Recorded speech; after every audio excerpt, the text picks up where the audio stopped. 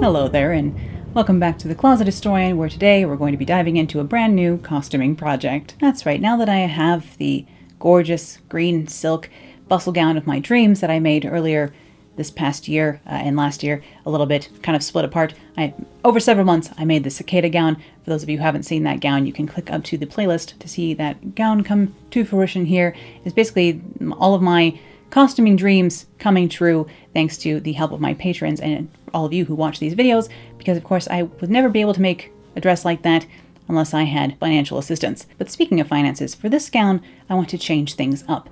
Instead of making the dream silk dress with many yards of expensive silk, today I want to go ahead and do a turn around here and go back to the thing I couldn't force myself to do back when I had been costuming back in like 2015, which is to make a bustle gown out of quilting cotton. Why I was so hesitant and resistant to this idea, I think I really had internalized a lot of the it isn't perfectly accurate, so you're not allowed to do it, why bother? I think I had internalized a lot of that, and now I don't care. So I've grown. And so today we're going to go ahead and we're going to start making the Carmine dress, of course inspired by red dyes made from Carmine, which is like red beetles actually crushed up. So keeping our bug theme here, the cicada gown, the Carmine gown, you get it. And I want to break down the cost for this dress here for you all as well, just so you know, because this is going to be a much more affordable costume compared to the cicada gown. So I'll kind of give you totals for what the cicada gown cost and compare it to what this costume is going to cost, because it is going to be a much more affordable costume, although they both take quite a lot of time to make. Something like this in quilting cotton is just much more affordable, because quilting cotton you can usually get for a deal. I think mine was under $6 a yard for this project, and of course it's much more readily available. So why I refused to make a gown like this before, I just don't know, but you know, we're getting over the hurdle here today. I learned a lot about how to make costumes like this from making the cicada gown, but I do have a few little modifications to make on the day bodice pattern before I use it again for this Carmine gown. I of course have been looking at reference images and extant gowns in cotton and in other fabrics from the same sort of time period as the cicada gown, so about mid 1880s again is kind of where I'm trying to focus in on. And for those of you who are new to my costuming or my channel, hello. I don't do fully accurate costumes, or at least currently it's not my focus. I try and make things that are my dream version of a gown as opposed to a completely accurate version. So I guess historically adequate is a term that I've heard used. Basically, I would if I were dropped onto the street in 1885, no one would be super weirded out by what I was wearing. But of course, not everything might be perfectly accurate down to tiny details, but hopefully we can be passable as a time traveler. But let's go ahead and start looking at some extant cotton gowns from the 1880s. And starting off, I have this gown here from the V&A Museum. This is actually, of course, an English gown, but it is all in cotton, and it's this polka dot, almost like Aztec calendar looking detailed cotton print here in aqua and colors of tan and brown. And it has an underskirt, overskirt, and a rather simple, plain looking bodice with a simple back to it even. Not much detail going on with the bodice itself, but of course the underskirt has these layers of pleating, and the pattern itself is quite complex for probably a roller printed cotton print here. And that dress was the main inspiration for making a quilting cotton dress like this. But this is another gown here from the Metropolitan Museum of Art that again has a kind of complex roller print. It looks like many different colors in this print, but again it's an all-over kind of busy print here in cotton with an asymmetric draped overskirt and an underskirt matching, and then again a bodice with a little bit more detail going on. And then I have a few more cotton gowns again from the Metropolitan Museum to look at here that just show different styles and different ways of detailing, things like this. These gowns are mostly from the 1880 through 1886 kind of era, sort of the first half of the 1880s. This gown on the leftmost side is a earlier period bustle gown, but then these other ones are from the 1885 range, just like the gown I'll be making today. And then these are some gowns that are not made of cotton, but all have this black or darker colored velvet detailing for a sort of almost stomacher false vest piece and the collar, which is something I wanted to incorporate into my design as well. And all of those images you can view in more detail on my Pinterest, and I will link that below. So here is my sketch for the bodice I want to make today. I want to make this mostly out of my printed cotton here that you can see here, this rust and black, like roller printed style, vintage inspired or antique inspired print quilting cotton, and I will talk more about this quilting cotton later on. But this design here incorporates the sort of hourglass false vest sort of shape here in the front and in the back, and then I'll have some pleating above that little false vest in the front, and then I want to do the collar, possibly a cuff, and then that waist detailing out of a velvet or a false velvet. You'll see what I mean later. But I thought it might be fun, despite this being the Carmine gown, to incorporate almost a black widow-ish sort of detail with this waist, like false corset kind of vest waist, with the black and the red, seeing as this dress is going to be black and red. I thought that was another fun, like, subtle nod to insects in this dress, because for some reason all my costuming has to deal with the thing I fear most. Not sure why. Actually, I guess that makes a lot of sense, because I do fear costuming a little bit as well. So I guess it all comes together in the end. So first things first here, I had to go ahead and find the day bodice pattern from the cicada gown, which is what this is. I've just been making tracings of the Truly Victorian pattern that I started with here. I'll put the link to that Truly Victorian pattern in the description below here. But I've just been tracing it and modifying it for each, 1880s-ish costume I've been working on. And this is just a new tracing of the cicada gown. So the cicada gown, I fixed most things that I wanted to fix on this pattern, and now I'll just be doing a few more little fixes, and then of course modifying it to have this detailing on the front with this sort of like black widow-ish kind of hourglass shape on the waist on the front, and then also in the back as well. So here I'm just trying to decide how I want to do that. I'm going to make a mock-up of this first just to see if I like the style lines. So I'm just kind of choosing angles here, trying to decide where this line needs to be. You can see my sketch is just sitting here, sort of pleats above the little like corselet here almost style detailing on the front. So I'm just gonna have the top portion of this pleated down. You could also do rouging or other kinds of gathering up here, because that's what was used quite often in earlier 1880s dresses, as well as into the mid 1880s as well. I'm just going to be doing mine pleated today, and I'll show you how I accomplish that later once we get to the real fabric portion of this. But here I'm just sketching on my style lines that I'm looking for so I can make a mock-up version of this. I'm just drawing straight onto the bodice, I guess, and kind of modifying it and hoping for the best. I don't really know what I'm doing here. Well, I mean, I don't really know what I'm doing ever, but I'm just making it up as I go, hoping I come up with something that will work. I'm making this a little bit longer here, as you can see currently, and I originally was going to have this, you can see it on the sketch here, I was originally going to have this not come to one point in the front, but to have like several points, which seems a little bit more bat-like and, I don't know, witchier, which I would have liked to do, but it does add a bit more fiddliness to like hemming the fronts of this and dealing with the fronts of this, so in the end I decided not to do it. I think it would be a little bit more flattering to do it this original way too, but I decided was going for kind of simplicity with this costume, funny enough. But you can see here that the front, well, you can almost sort of see here, I know I'm working in pencil, I'm sorry about that, but this is me in my natural environment as opposed to doing things specifically for camera, so I am just kind of making things up as I go here, and hence I'm just using pencil because I may need to change my mind. And I'm fixing the neckline a little bit here because the neckline on this bodice comes to a bit like of a V almost. It didn't have enough here at the center front. You can almost kind of see this little wedge that I've added onto the center front neckline. I just needed that extra bit of space here. Apparently this is a common issue on Truly Victorian bodice patterns. But then I can go ahead and separate this very front piece off of almost like a stomacher, again, shaped piece. I know that term wasn't used in this era, but it is useful because for those of you who know costuming, you know what I mean, don't you? That's right. So I have this front piece here I'm going to need to add seam allowance on so I can sew it back onto the main bodice piece. Of course, these bodices have many pieces around the middle of your body, and I'm kind of adding in another one here. So instead of having one front piece, I will be having 3 front pieces here. You can see I'm separating the little hourglass piece now, And again, adding seam allowance because all these things will need to be sewn back together. I'm only like piecing it so that I can kind of color block it in a way. So this waist piece will be black and then the rest of the gown will be a different color. But I'm just adding seam allowance onto this front piece as well because I'll have to sew everything back together here. So now my front piece is in 3 pieces instead of 1. And then I can start modifying the hemline, kind of the back hem of this bodice. The cicada gown day bodice has like pleats and is kind of long in the side back. But this I just wanted to have be like more like a short little jacket. So it kind of just ends in the back. And again, it's much simpler. I took away all of the pleating. So I just wanted to make sure that I could refine these style lines and simplify things and that it would all work. So that's part of another reason I made a mock-up here. You can see I'm just holding up the first piece to the side piece to make sure they'll still line up. And then again, marking over all the relevant markings from the original day bodice onto this new version. I have been using truly Victorian patterns for all of my Victorian costuming so far, and I've had such a good time with them, I guess. They've worked really well for me so far. We know, especially over the past 6 months here on the channel, I've been railing against commercial patterns, but that's mostly for like vintage and more modern fashion. When it comes to historic fashion, that's a different ballgame, and you're working based off of completely different silhouettes, and you're working off of like a modern body. Usually is not corseted underneath.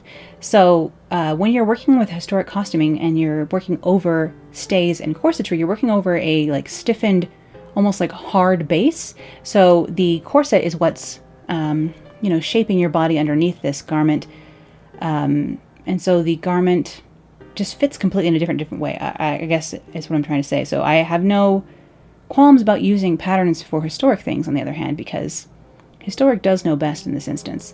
And there tends to be, I mean, I guess maybe if you're buying from the big pattern companies at Joann's, there's probably still a problem with there being too much ease, but in my experience, truly Victorian fit me quite like the pattern envelope say they're going to, which is, a nice surprise when it comes to working with patterns, seeing as that's not usually the case. But you can see this back pattern here, you can see from the waist down has all this extra space, and that's because it all gets pleated down. But this, I'm just going to remove all this extra stuff from the waist down so that I can have just like a smoother and plainer back. And you can see here that my hair is wet and that it is naturally wavy. That's right. I don't think I've ever had wet hair here on camera before. But, this is just me down in the workroom kind of late at night. So you get the most casual version of me, peaks of the most casual version of me here when I'm leaning over the table. But I'm just, again, kind of squaring this off along the back. We're not squaring it off, triangling it off. Always trying to get things to be a little bit pointy and bat-wing shaped, but with also trying to simplify this and make it a costume that goes together quicker as well. So not only is this costume going to be more economical when it comes to the cost of materials, but I also kind of want to make it more economical in the cost of time it takes to put it together, just because I have a lot going on personally, and I still wanted to, I wanted to make a costume that's actually doable for a lot more people, I suppose. Not that the big silk costumes aren't. They totally are. They just are a huge investment of both money and time. And this, I'm trying to make something a little bit more attainable even for me. Just to start me off here as we enter into fall and the costuming high season, as it were. All year round is costuming season, but this is like Halloween is costuming high season, So now I have all my pattern pieces with their seam allowance and their modifications done. Again, it's kind of hard to describe like what exactly I modified for this kind of thing. It's not like a regular pattern drafting where you can just follow my example because it's so customized. Like my pattern is already customized from the truly Victorian pattern to my particular body, which I didn't need that much customization, but a little bit. And then, so like all the modifications are just like, do what you would like, like cut them apart and color block the way you feel is best. So it's not really as easily explained as the other stuff I do here on the channel. But I am going to cut this out of both black muslin and regular unbleached cotton muslin, so I can get an idea of what this color blocking looks like. And I'm just going to cut the rest of this out of regular muslin here, trying to do my best to be precise, and so I can sew this all together. And you can get a look at what my design, or I can get a look at what my design is looking like so far. So here's the sleeveless mock-up worn over my corset and over my black petticoats and bustle and stuff. So you can see here, I think I'm just going to smooth this off so I don't have to deal with all this nonsense. This is a bit big right now. Of course, I'm not wearing every layer of the Victorian undergarments like I normally would. And also, it doesn't have boning in it. It's only a single layer of fabric. It doesn't have 2 layers like the finished garment will. So I was thinking this is probably enough ease. I probably could have removed a little bit in the end, but I pretty much liked what I saw here. So I went ahead and started cutting this out in my actual fabric, which is this interesting like rusty red with a diamond, almost like kite-shaped pattern in it with this little like flourish next to it.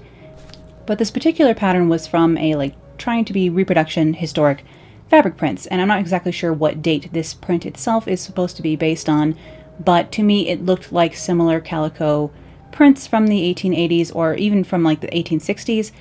So from the mid-Victorian to late Victorian era, there were a lot of prints that get redone in quilting cotton now, just because people who make quilts now try and make quilts that look historic or look like they come from the past or are replicas of past patterns. So a lot of quilt fabrics are reproductions of older styles of prints. And those are, I would think, perfectly fine to make clothing from that time out of, just because though quilts at the time were being made out of scraps from clothing often. So I would think that they're quite interchangeable actually. So this print just caught my eye and I thought it was pretty. But let's talk about the price difference in this gown, the Carmine gown from the Cicada gown. So let's look at the breakdown here a little bit. The biggest difference is in that fashion fabric, and I'm going to go ahead and assume 15 yards of fashion fabric for a gown like this one for the day bodice, underskirt, and overskirt, including lots of trimmings and possibly a few cutting mistakes. So a good healthy amount of fabric for this kind of a project would be around 15 yards. So for the Cicada gown, for 15 yards of the silk taffeta at $23.50 a yard, comes out to $352 just for the silk taffeta. And then in addition, we have the muslin interlining and the boning, and we do have those 2 layers again for the Carmine gown, but the fashion fabric for that one, being quilting cotton, is only $5.59 a yard for a total of $83.85 for the fashion fabric on that one, meaning that these costumes cost a vastly different amount. For the total for the day bodice version of the Cicada gown, it was around $431, $432 if we round up, and that's not including thread and any other beads or anything I used on that, because that's all like under a couple of dollars compared to the cost of the silk itself. But for this Carmine gown, it will only be around $163, so much less expensive using cotton. Of course, give or take a few yards of fabric, this can vary $40 or $50 for the silk and $10 to $15 for the cotton. But this is just a general ballpark idea of the cost of these sorts of costumes, these gowns, if you are using natural fibers and you wanted to make something a lot more affordable and attainable, the cotton is definitely the way to go here, of course. But back to this Carmine bodice today. Now for this top portion, this is the pattern piece for that, but I'm going to go ahead and pleat, and you could rouge or gather this down as well if you wanted to. Pleat this section first and then cut the correct size of pattern piece out. So I'm going to go ahead and pleat all of this down into like 1/2 inch little pleats. And after this is all pleated, then I will cut the piece out like this. So I'll show you. I was trying to determine how many pleats I needed here. 7 1/2 inch pleats is what I ended up using for this. So I have a piece of my fabric here, and along the straight grain, I'm going to cut out this piece. Along the straight grain, I mean to say. I'm using one of my Crayola washable markers again in red, so it matches. I'm just taking my clear ruler and drawing a line parallel with the last one for several inches here, 1/2 inch apart. So I can just use that as a guide for pleating this down. I'm sure there are easier ways to pleat. Of course, you've probably seen people who have like iron pleaters or different sorts of pleaters that actually do a lot of the work for you. But I'm just going to be doing all the pleating for this costume by hand, just because I find that to be fast and easy. I didn't want to invest in any additional equipment either. I have a ruler already, I have markers already, I have an iron. We can do all the things. So I'm just going to pleat this down, pinching, along one of the lines and bringing it up to the last one. 1 inch along and 1 inch along and 1 inch along, basically. Skipping a line every other time. Like I pinch one line and bring it up to the last one. So I'm just skipping a line each time. Hopefully you can kind of see what I mean by that. It's sort of hard to explain this, I'm realizing, now that I'm here. But just pleating all this down, and then I will lay my pattern piece on top of it and cut out the piece with the pleating already done. Of course you could, it would be hard to figure out, like to do the pleating on the paper pattern piece instead, and figure out like what exactly the size needed to be. I just think it's much easier to do it this way and pleat it first and then just cut it. because it's much easier to pleat a rectangular piece of fabric like this too than it is to pleat something that's already cut out and has like fraying edges and bleh. I would recommend doing it this way. You must do what feels right to you, of course, but this is what felt right to me. Alright, so now that's all pleated, I can go ahead and give it a really good press, and then take my first piece that I had cut out, and I want to line it up so that the kind of patterning of it all matches up a little bit. So I just wanted it to be similar on either side. So I'm just matching this up here. The pleats, this is mirrored, so like the pleats go towards the center on both sides of this, as opposed to being pleated in the same direction all the way across the front. Because this here in the middle where I'm pinning right now, that's the center front of this garment. So, you know, trying to keep track of all the things and not get lost over here. Which is easy when staring into this print. After a while, it starts to turn into a bit of a yellow wallpaper situation if you look too closely for too long. Especially while pleating. But I can just finish cutting this out, and then I'm going to pin the pleats in place for now. Of course, they will eventually be held, and I might even end up basting them in a few places down like this. But I'm just going to put a bunch of fine pins in here for now to hold everything in place, now that I have everything pleated and cut out. Back over here, over the blue patterning table of doom, I'm going to cut out the hourglass pieces for both the front and the back detailing here. I guess below that pleated section is where this is going to go, on the front at least, and on the back. And I'm actually cutting this out of black cotton duvetine, which is almost like, it feels like a faux suede or like a very unribbed, like a very fine corduroy, unribbed. I did have black velvet here in stock, but this was polyester velvet. I didn't have any black cotton velveteen in stock, but the duvetine is so similar, and yet also much easier to use. It's basically like a flanneled or brushed cotton twill is what this is. And it has a similar look, like a very like void-like look to velvet, without the hassle of dealing with a tall nap. And it was used in the period mostly for outerwear, it seems like, and also for backdrops in theater, which is what this is used for mostly in the modern times here as now as well. But there were some advertisements I had seen online when looking this up. Some advertisements for like cloaks and jackets and stuff like that from the Edwardian era that were made in cotton duvetine. So it's not wildly inappropriate that some may have been laying around, you know, for someone to use. So we're going with it. Once again, historically adequate, not perfectly accurate. This is just going to make my sewing process much easier. I could probably have done this velvet, especially if I had a smaller piece of cotton velveteen laying around, I would have used it. But having to order like a yard of cotton velvet just for these little tiny pieces, I wasn't into it. And this will be fully washable, which is nice too. I won't have to worry about washing this in any way, shape, or form. Not that you can't wash some velvets, I'm sure you can. But this is easier to press, easier to sew with. So cotton duvetine all the way. And then here on the rest of my bodice pattern pieces here, I am cutting them out of black cotton muslin as well to use as an interlining for this bodice. So just like the cicada gown, I'll be interlining this entire costume with black cotton muslin. And this black muslin is available at Mood Fabrics, and that is where I picked this up. I have a bunch of it on hand now because it is not very expensive, which is lucky. And then also I'm going to be using it for another costume possibly later in the year too, so I have a bunch in stock right now. And then once I have everything cut out of both my fabric, my duvetine, accent, and then also the muslin, I can start sewing my pieces together, starting with sewing everything that needs to be sewn like kind of vertically together. So sewing these seams between the duvetine hourglass shaped pieces and the top portions for the back.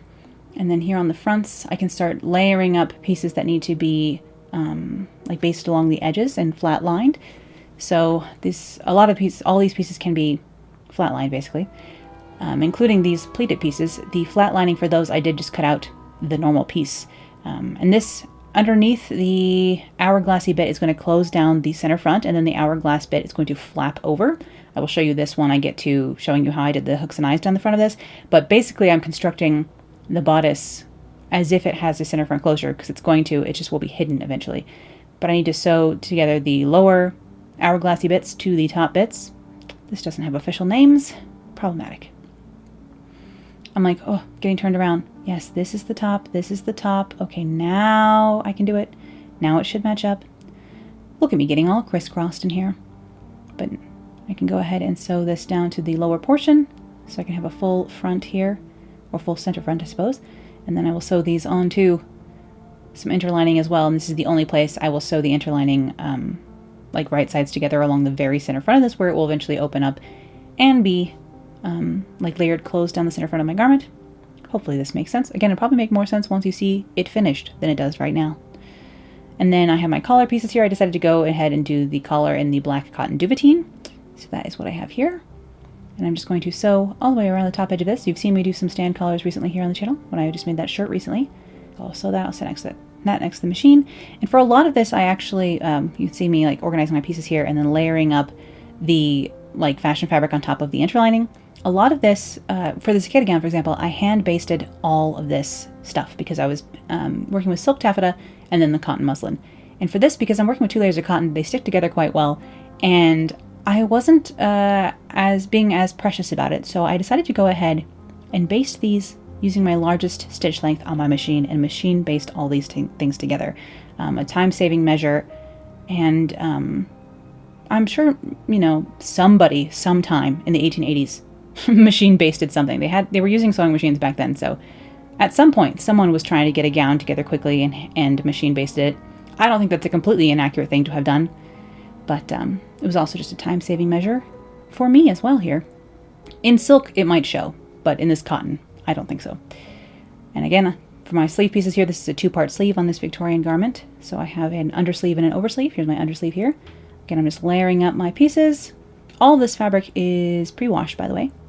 I think I pre-washed this black cotton. Now I don't remember. I think I did. It was, as I'm talking to you now, it feels like a little while ago, so I'm like, did I? But I feel like I remember struggling to iron it, so yeah. Here I'm sewing the pleated sections to the plain lower sections of the fronts here. Just 1/2 inch seam allowance as usual. I switched over to like a rusty colored thread. I am just using all-purpose thread for this costume, as opposed to being particular about it. Again, this is a costume, not a recreation, so I'm not too worried. Although I did a lot of the felling and hand finishing on this costume with silk thread, so that's fancy. It was just what was sitting nearby. But I'm just sewing over those silk pins as you often see me do here. And then I can sew the duvetine sections of the back to the top of the backs here for my little hourglass sections on the back as well as the front. I think the back almost is more successful than the front is in the end with this design detail. But I didn't know exactly what I wanted to do for this costume. I kind of last minute decided to do this detailing with the kind of almost again stomacher-ish looking detail. I found a couple of extant examples that had that, so I was like, let's go with it. And then here I am machine basting the edges of my pieces together. I'm just going to go ahead and do the side seams and not the tops or the bottoms of those, just because the tops and bottoms will be held in place by other things later, and it's fine as it is, honestly. And my machine came unthreaded. How rude is that? Come on, buddy. Work with me here. The only thing I did or took my care to do when doing the machine basting is on most of this I tried, which not this first piece, but I tried to machine like stitch from the top down, so the same direction each time, as opposed to like sewing one side down to like up to down and the other side down to up. Hopefully that makes sense. You can see me doing it wrong here. So clearly I did not do this for all pieces, but when I was being cognizant, I was trying to remember to sew like top down on both sides of each of these pieces. But clearly the pieces I got, camera of, not so much. But here I am just basting everything together, getting ready to be able to start sewing these pieces together, and then I'll start getting into some more hand finishing. We'll get back to hand finishing soon here. I just went ahead and machine basted these to save myself a little bit of time. And my, do I love this 1955 electrified 99K here. She is an old cast iron friend of a machine here, not too dissimilar from the ones that would have been used in the 1880s, really. This one does have a reverse stitch, though, which I'm sure they would have appreciated at the time.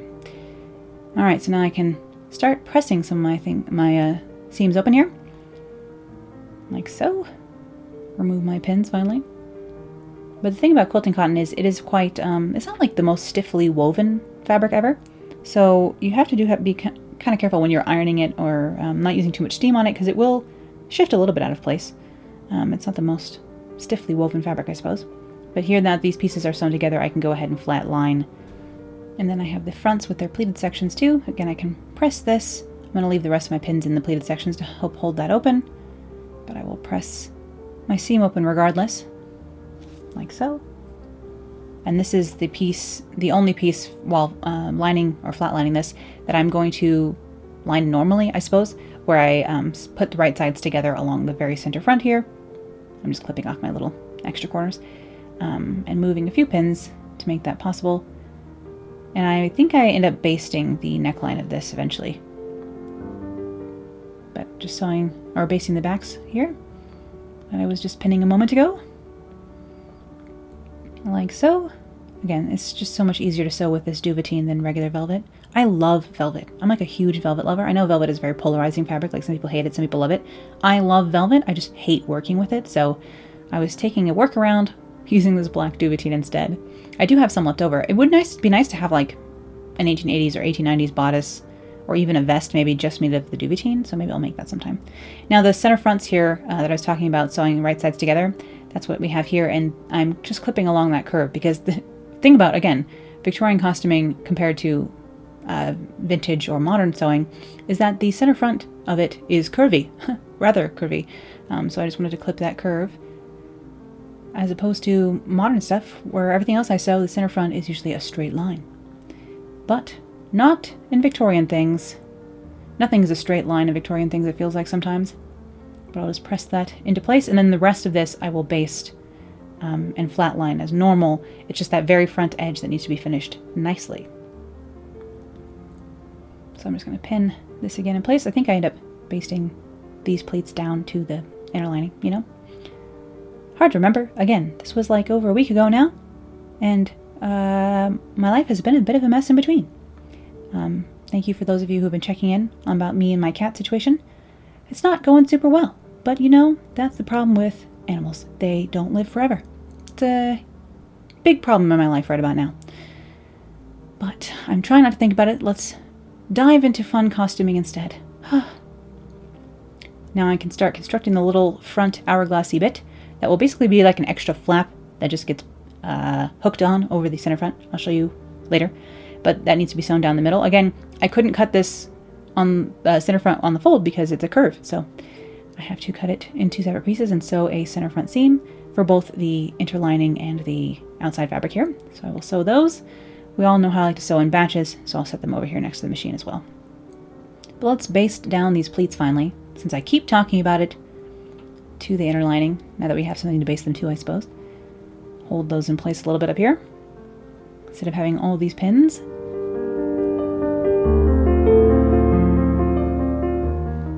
And now that the center seams are sewn on this as well, just jumping around here, sorry about that, I can go ahead and press those open. Again, I clipped those because it's a curve. So I actually just clip those on an angle, and I can press those open. Sorry, my voice is kind of gravelly.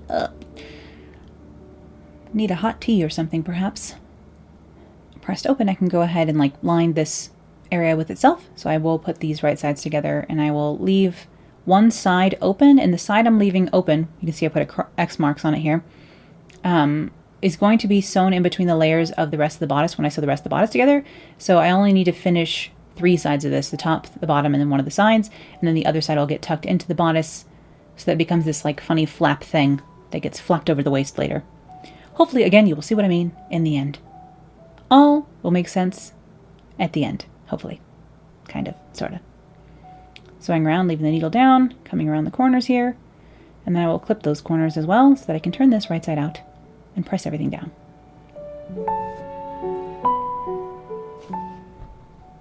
And then while I'm here, I will go ahead and sew my collar finally. I actually switched to black thread for these 2 pieces, so I was saving them to do with black thread here. And then I will switch back over to the rust colored thread for the rest of this costume. But since these areas were both black on black, I figured we would go ahead and make the switch and switch over to black thread. But I will switch back to the rust color now. I was really lucky because I just randomly had this color in stock. Here I am oiling the bobbin race while I'm in here too as well. Gotta oil these machines quite often, these old buddies, but it's worth it. I just use Singer sewing machine oil, by the way, nothing special. Unless you consider Singer sewing machine oil kind of special, which, I guess so. But again, I will trim my corners here, clipping my corners like I clip my curves, so I can turn this right side out and make this funny little hourglass shape flap. I almost wish I exaggerated the shape of this hourglass more, so something to do next time, but I am clipping my curve here too. I'll turn this right side out and press everything down. I'm using a knitting needle to help with those corners, like so. It is a little thick with this cotton duvetine. I mean, not as thick as velvet would be, but But again, see how much like pressing I can do to this that I could not easily do to velvet. And then again, I will trim the corners and curves of my collar as well and do the same sort of thing so that everything lays nicely here. Lies nicely, lays nicely. Grammar, it's going out the window. Don't know what that's about. And I'll just set that collar aside for now because it's time to sew my darts into the rest of my front pieces. So I have my center front pieces, but this is the rest of the like full front of these. And this has 2 darts on each side, and they're these long, they're not even double-ended darts, they're like single-ended and then like truncated darts. Kind of an odd shape for these Victorian garments. But I just use some chalk tracing paper and a tracing wheel to transfer those dart markings on to the inside. This is the black interlining, now the inside of this garment, where I'm transferring these markings on, and then I will pinch and pin my darts as I would normally, even though these are funny shaped darts. But these get treated completely differently than how I ever treat darts in modern or vintage sewing. I cut these open in the end, and then I will whip stitch the seam allowance, so you'll see that in a moment as well. Or you've seen me do it before if you watched the cicada gown. Because I'm putting this together essentially the very same way at this point that I did the cicada gown. I'm going to go ahead and do these darts first, whip stitch them. I'm going to baste these darts first. You can kind of see I'm pinning that right now. I'm going to baste down the middle of these darts so that the 2 layers don't move around on me while I sew these darts. I'll sew the darts. I will whip stitch the darts open, and then I start sewing each side seam for the many pieces around the body of this garment, and then I'll whip stitch each of those as well. It's many steps just because these these costumes are, I guess, involved, I suppose. I don't know what the easiest historic costume would be. I suppose maybe Regency dresses, but I'm not quite sure. I've never made one. I think you can get quite fiddly with the details on those too, especially, but like if you were to make like a very simple, like cotton voile Regency dress, at least there's not that many pieces, and like most of them would be like square or rectangular to start with, so that might be nice. But it's a lot of like tiny rolled hems perhaps if you would like to do like any ruffling or anything like that. So really, is there any super easy historic costume? Peasanty shirts and like aprons, maybe. But I will start sewing my darts now that they are pinned over here on the machine. And again, I'm just following that chalk line, and I will just sew off the very tip of my dart and tie them closed just like I would normally for an actual like regular dart, I suppose. This is where darts, this is the origin story of darts. They went out of fashion during the 1920s, but they came back. They were a little longer back in this time. But I've just sliced down the dart fullness here, and I'm going to press that open. And then with these raw edges, I'm just going to whip stitch them loosely with some gold colored thread around here. I just like grabbed yellow. I don't even know why I decided to do yellow on the inside of this, but I just grabbed some because there was yellow as an accent in this print in some of the flowers, so I went for it. But I'm just loosely whip stitching the raw seam allowances in here to finish them off so they don't fray too badly in here. Of course, I won't be wearing this on the daily like perhaps a Victorian woman would have worn these things far more often than I'm going to wear this costume, that's for sure. I would love to wear this to hand out candy this year, but then again, I probably won't have any trick-or-treaters this year because we are in a plague. So that's a shame on many levels.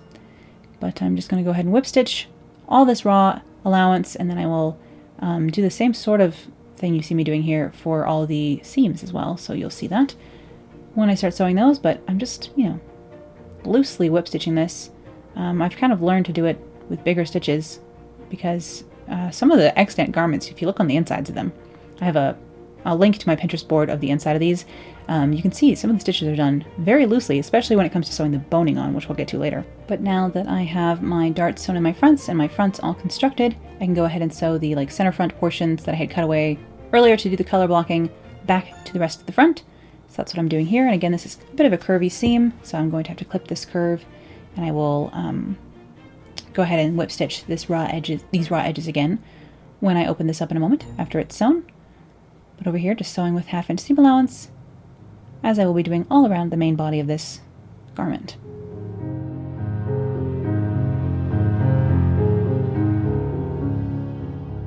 Alright, so my front is done, and on the other side here I have this hourglass shaped piece I was talking about earlier, so I'm going to sandwich it in between this seam on this other side here. So that is how that flap is going to become a flap in here. And so I'm sandwiching it in between the layers, and then I will sew the front and side front, I suppose, together again on this side as well, just with that additional duvetine hourglass sandwich in between the pieces, and this is how it gets held on. I could have made that entirely separate if I wanted to and just like snapped on or hooked on or whatever to make this a little bit more versatile, but I decided to sew it all in like so. I don't really need versatility in my Victorian garments. I don't get occasion to wear them enough that I need to look different. You know what I mean? But now that my fronts are all done, I can sew on a side here. I'm just going to go one piece at a time, pin them on, stitch them, clip the curves, whip stitch the raw edges inside. So this does take a little bit of time here. Especially because with this many layers, my sad, not often sharpened scissors were like, ugh, what do you mean I need to clip this curve? Do any of you have exciting Halloween plans this year? I know it's just barely September, but as everyone knows, September is the pre-Halloween prep month, so, you know, everything Halloween is already getting to be sold out at stores, and I may have fallen for a couple of things at Michael's this year myself. But, you know, you do your best to not fall for the trendy Halloween things.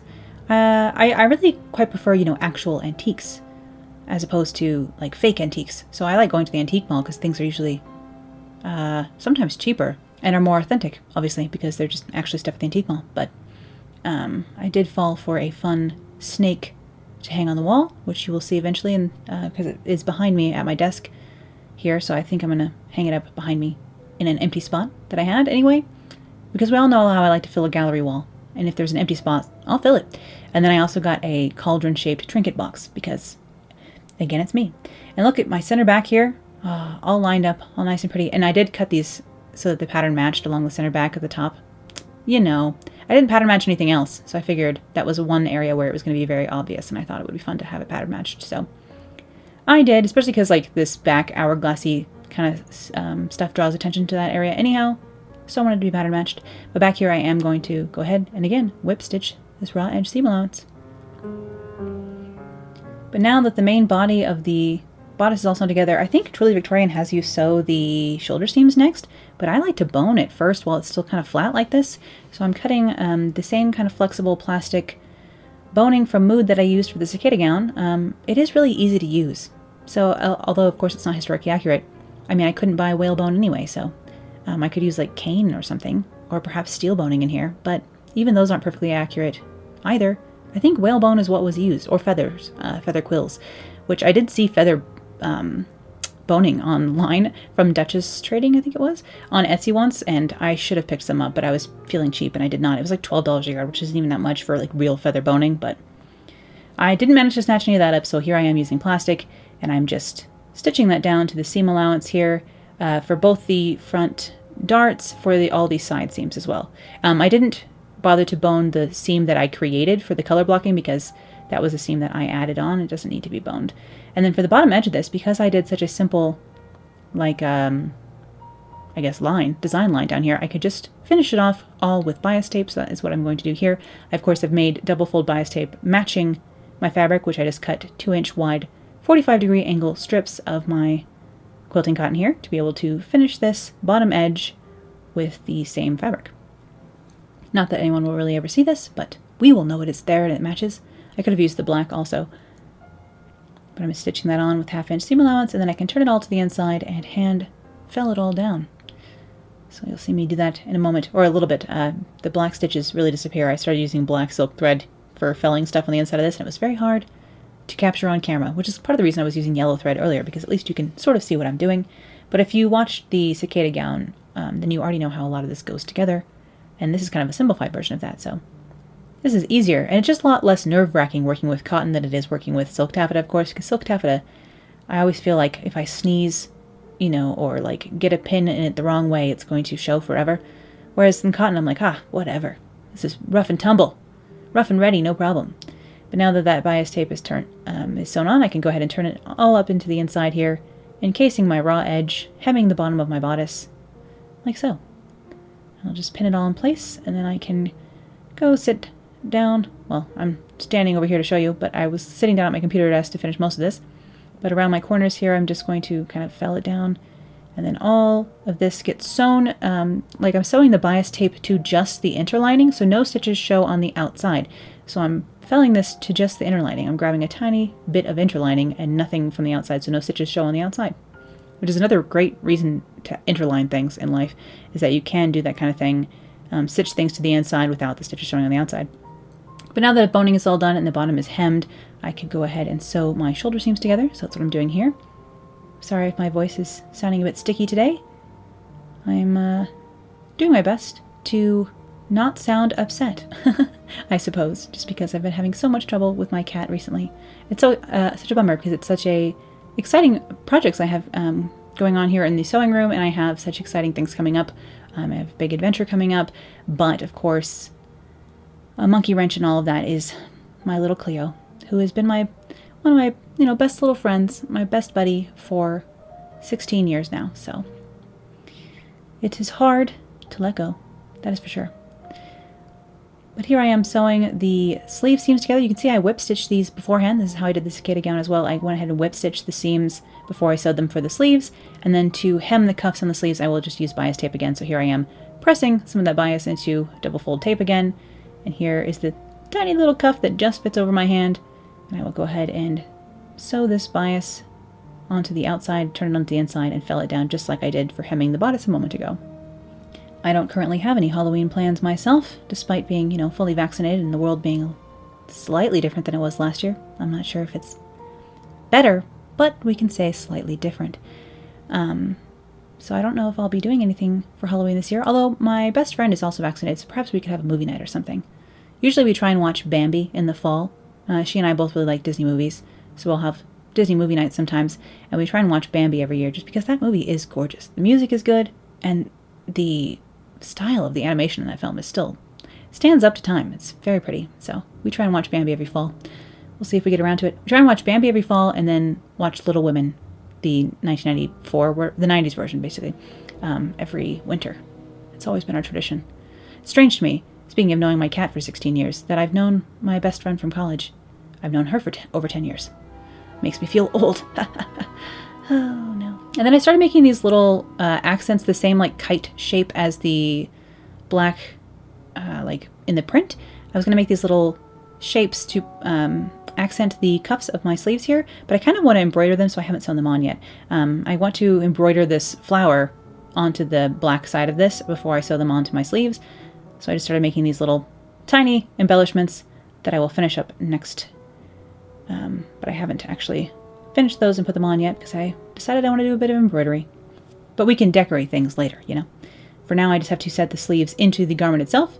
All that cuff stuff is felled down now, and I've put a line of stitching into the top of my sleeve caps here so I can gather them down, and then I just have to pin them in place. Setting in sleeves, normally for me, is not a problem. Setting in these sleeves is kind of annoying. I feel like the notches and indications that Truly Victorian give you for this pattern, it's a lot of sleeve to fit into not so much armhole along the bottom half of this, but I just try and ease it in as best as I can, and then from there on at least I can gather the top of the sleeve. So any fit issues of fitting the sleeve in, it all gets solved with having a bit of a puff sleeve at the top, whereas the underside of the sleeve is a little bit like trying to really ease it in.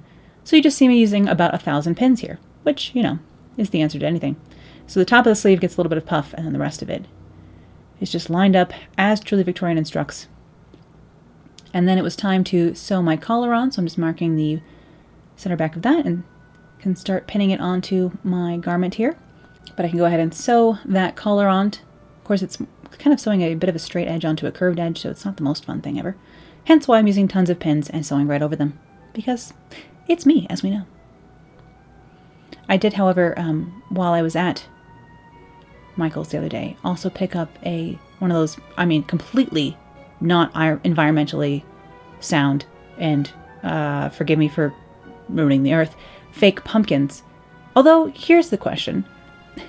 As far as carbon footprint goes, growing a pumpkin, like a real one, having a grown pumpkin every year versus having a fake pumpkin that you use every year, which is actually, this is like the same as having, the Christmas tree debate, like whether or not like cutting down a tree every year or having one fake tree is actually better for the environment. I don't know where those things shake out, but I feel like the same debate could be had about Halloween pumpkins.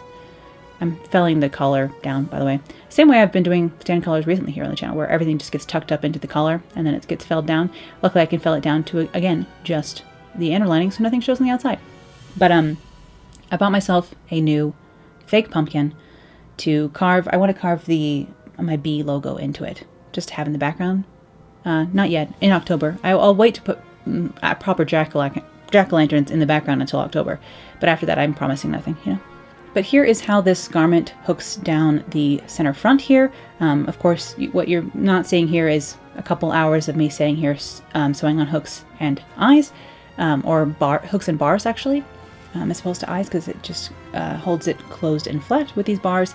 So this hooks down the front here, and then this little hourglass shaped piece just has a couple of hooks and bars to hold it down in place, because the whole structure of the garment is kind of held in place down the center front with hooks and eyes.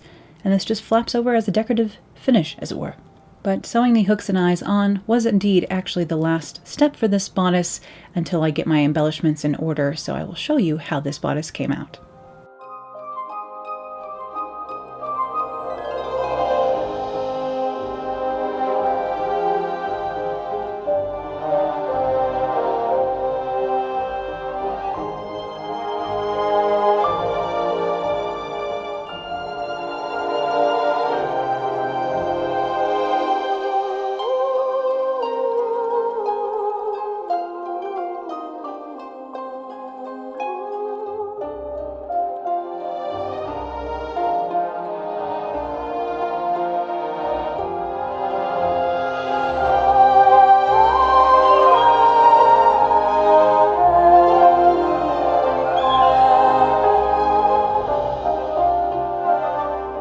And here is my finished Carmine gown day bodice here in my lovely quote-unquote calico quilting cotton. I'm very pleased with how this bodice came out. The only thing is that it's still, the neckline is still not absolutely perfect, I would say. It's still a little bit V'd here in the very front.